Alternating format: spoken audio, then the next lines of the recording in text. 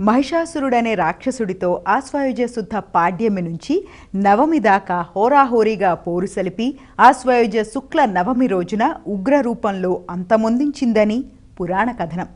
అందువల్లే దుర్గమ్మను మహిషాసుర మర్దినిగా కొల్చుకుంటున్నారు భక్తులు.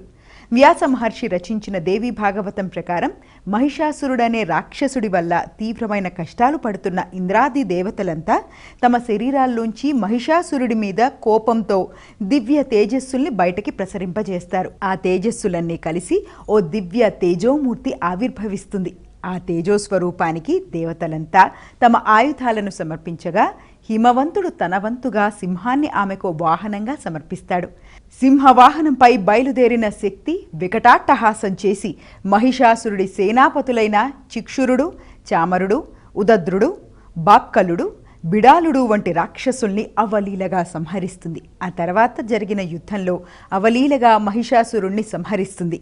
అదే స్వరూపంతో ఇంద్రకీలాద్రి మీద వెలసినట్టు పురాణాలు చెబుతాయి.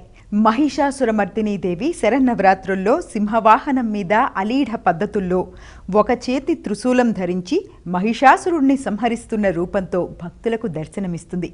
తలచినంతనే సమస్త భయాలను పోగొట్టి ధైర్యాన్ని, స్థైర్యాన్ని ప్రసాదించే మహిషాసురమర్దినీ దేవిని దర్శిస్తే సకల భయాలు తొలగిపోతాయి.